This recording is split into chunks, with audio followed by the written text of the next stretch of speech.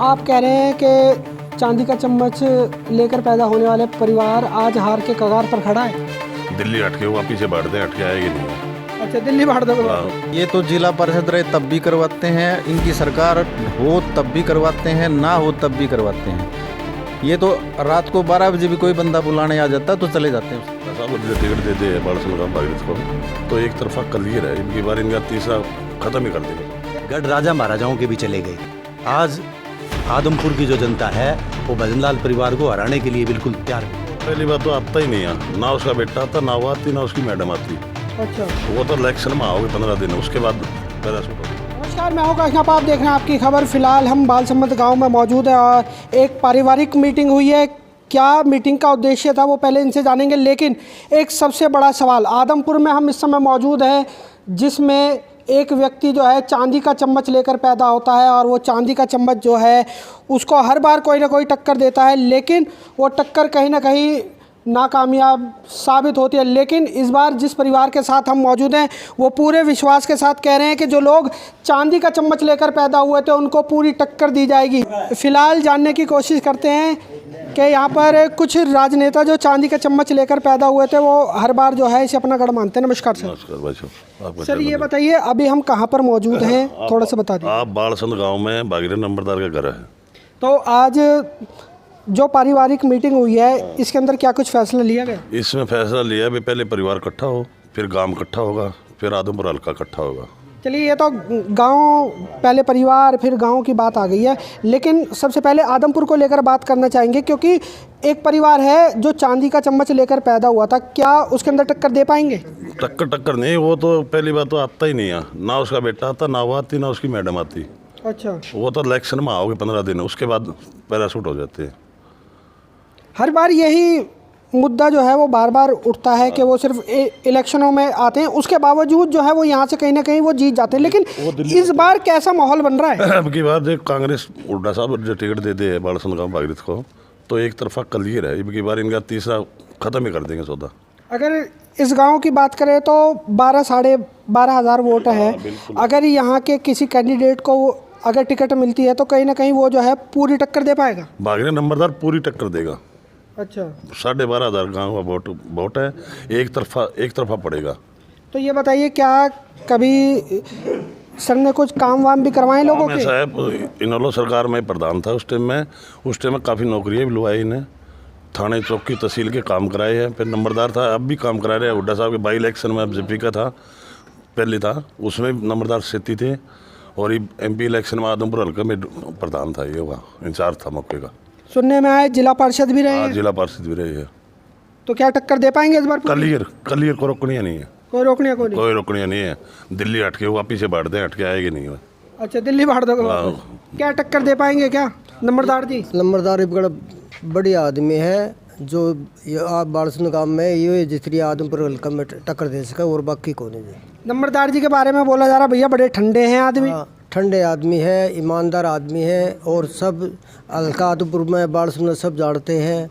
Baby Bhagirath नंबरदार है और बहुत बड़ी आदमी है।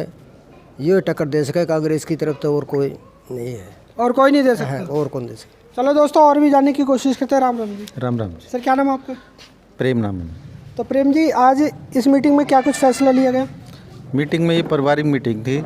इसके अंदर जैसे टिकट मिलने के बाद जैसे जो भी प्रक्रिया स्टार्ट करनी है वो मीटिंग की थी। भी कोई परिवार में किसी का आपस में कोई मतभेद ना हो और सारा परिवार एक साथ है, नंबरदार के साथ है, परिवार के गांव पूरा साथ है इनके साथ में, क्योंकि इनका किसी के साथ मतभेद नहीं है।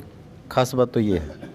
और बहुत अच्छे स्वभाव के बढ़िया इंसान है, शांत स्वभाव के हैं। तो जिला परिषद भी रहे तो क्या जब रहे थे क्या लोगों के काम भी करवाएं? ये तो जिला परिषद रहे तब भी करवाते हैं, इनकी सरकार हो तब भी करवाते हैं, ना हो तब भी करवाते हैं। ये तो रात को 12 बजे भी कोई बंदा बुलाने आ जाता तो चले जाते हैं उसके साथ भी। सर ये बताइए ना कि टक्कर जो है बड़े टॉप लेवल की है इनकी? टक्कर की कोई बात नहीं है इनके तो सब लोगों के साथ वैसे पारिवारिक रसूख है। जैसे गाँव के साथ भी तो है ही, बाहर गाँव के जितने भी गाँव है ना सभी के अंदर इतना अच्छा व्यवहार इनका, ये बहुत बढ़िया तरीके से लोग जाने हैं और समझते भी है। नंबरदार समझदार इंसान है और सभी के काम आते हैं।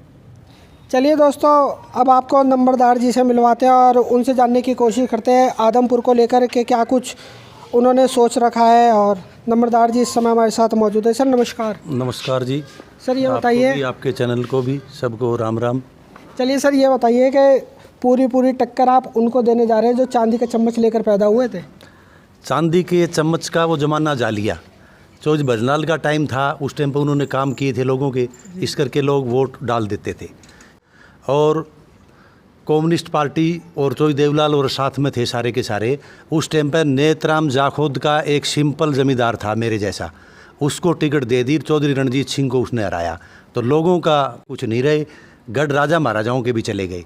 आज आदमपुर की जो जनता है वो भजनलाल परिवार को हराने के लिए बिल्कुल तैयार बैठी है। सर मैं वजह जानना चाहता हूँ, आखिर एक परिवार जो लगातार सीट जीतता है, अब ऐसा क्या हो गया जो आप कह रहे हैं कि चांदी का चम्मच लेकर पैदा होने वाले परिवार आज हार के कगार पर खड़ा है?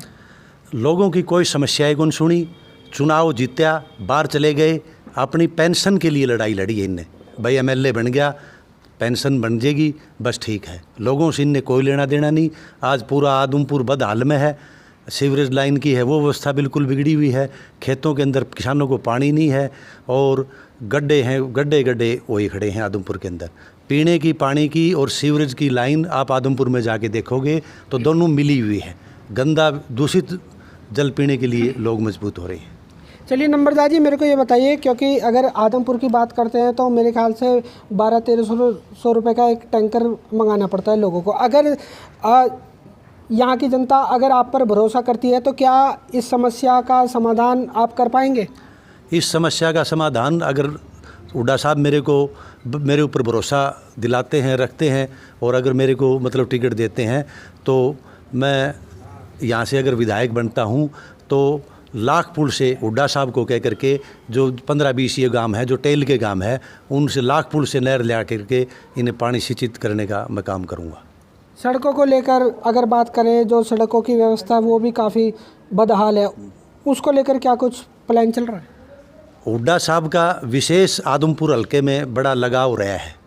जब ये मुख्यमंत्री थे उस टाइम पे कुलदीप बिश्नोई मतलब यहाँ एमएलए था, परंतु यहाँ हमारे बाड़सुंद गांव में उनका प्रोग्राम था।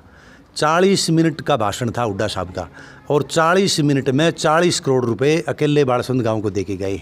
चाहे वो बुढ़ाक की हो, बंडाड़ी की हो, पूरा आदमपुर हल्के के अंदर मुख्यमंत्री रहते हुए उन्हें कोई भेदभाव नहीं किया और एक समान मतलब सबको रख के आदमपुर हल्के का हुड्डा साहब ने विकास किया। और हमें अब पूरा विश्वास है, क्योंकि पीछे जो लोकसभा का जो चुनाव था वो जयप्रकाश जी बड़े बढ़िया मार्जिन से यहाँ जीते हैं, 7,000 के लगभग। क्योंकि पीछे की जो लीड थी 16,000 की वो ख़त्म करके और 7,000 से यहाँ से जीते हैं। और हमें पूरा विश्वास है कि भी हुड्डा साहब मतलब आदमपुर का विकास करेंगे और सारा वो ठीक होगा। चलिए नंबरदार जी, आज मेरे को ये बताइए कि आज आपके परिवार की एक बैठक हुई थी तो उसके अंदर क्या कुछ फैसला लिया गया? हमारे परिवार की बैठक आज हुई है। भाई सभी परिवार वालों ने कहा है कि भाई आपको मेरी हमारी कहीं भी जरूरत पड़े हम आपके बिल्कुल साथ हैं, जहाँ भी मतलब चलना है करना है जो भी है। तो ये पारिवारिक मीटिंग थी। उसके बाद में बगड़ की, गांव की और हल्के के गवांडों की और की मतलब सारा वो सिस्टम करेंगे। और हमें पूर्ण विश्वास है कि आदमपुर से कांग्रेस का विधायक अब की बार बनेगा। चलिए, कांग्रेस के विधायक बनने की बात करी है आपने, तो अगर किसी और को अगर टिकट मिलती है कांग्रेस के प्रत्याशी को तो आप क्या करेंगे? उसको समर्थन देंगे? कैसे करेंगे, कैसे देखते हैं उसको? हुड्डा साहब किसी भी साथी को टिकट दे दियो, भागीरथ नंबरदार तन मन धन से मतलब उसकी मदद करेगा। मेरे इस किताब में थ्योरी में नहीं रहा कभी हमने गद्दारी नहीं करी कभी। जब तक मैं 21 साल तक हल्का प्रधान रहा हूँ, लोकदल का जिला परिषद का मेंबर भी रहा हूँ, 5 साल किसान प्रकोष्ठ का इनेलो का हल्का जिला अध्यक्ष भी रहा हूँ, मैंने गद्दारी नहीं करी। जब तक चौटाला साहब के साथ था तो बिल्कुल तन मन धन से साथ था और भजनलाल ने टाडा तक मेरे ऊपर लगाई, परंतु मैंने कभी परवाह नहीं मानी। और भजनलाल का बहुत लंबा समय रहा है मुख्यमंत्री का, परंतु हमने कभी हार नहीं मानी। अब हुड्डा साहब के साथ चले गए। सारी ज़िंदगी जो है अगला जो जीवन है जितना भी है वो हुड्डा साहब, दीपेंद्र और जयप्रकाश जी के साथ है।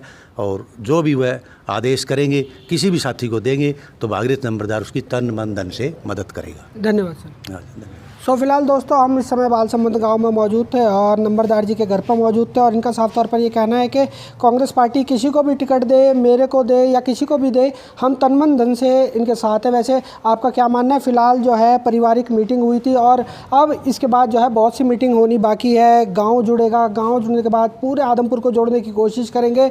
मकसद सिर्फ एक ही है कि यहाँ से कहीं ना कहीं जो है कांग्रेस का विधायक जीतना चाहिए। वैसे आपका क्या मानना है? कमेंट सेक्शन में मुझे आकाश नापा को ज़रूर बताना। इन्हीं तस्वीरों के साथ मैं आकाश नापा लेता हूँ इजाज़त। बहुत जल्द मिलूंगा शहर की दूसरी किसी गतिविधि के साथ। जब तक के लिए सभी दर्शकों का आपकी खबर से जुड़ने के लिए बहुत बहुत धन्यवाद।